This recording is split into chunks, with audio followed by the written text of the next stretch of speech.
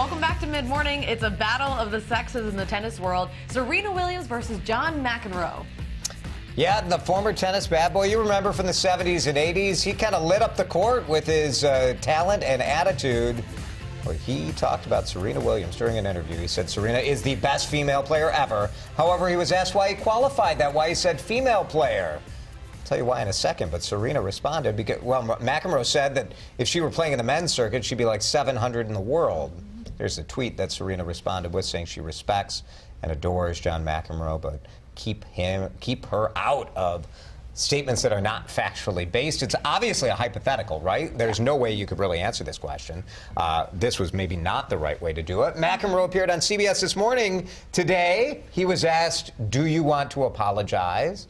And he said no. Should he apologize, Susan Elizabeth? Well, I think this was a very John McEnroe way to handle things. He didn't exactly apologize, and he didn't apologize at all. So I appreciate that he's being authentic. Said I said it, I meant it. Yeah, but there wasn't context to what he said, and I think he could have sort of backpedaled in that way and explained, hey, no, she's amazing, and laid it out that way, but it seemed a little, well, typically harsh for him.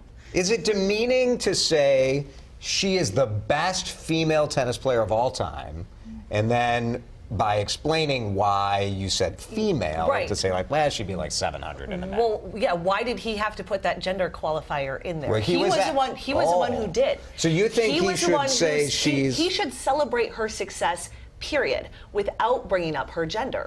It's almost like he wants to compare her to her male peers. But what's the point? Why can't we just celebrate all of her accolades? She's an amazing athlete, period. Why do we have to put in she's the best female Kylie? Of all time?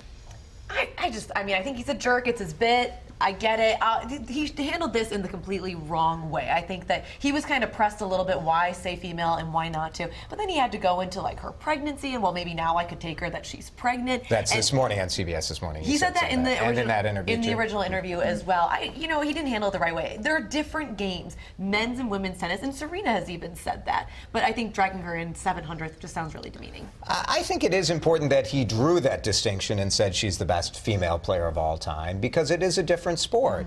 I think what he's saying is she's the best tennis player at women's tennis. It's a different sport than men's tennis. Men play 5 sets, women play 3. There's different physicality in the different sports.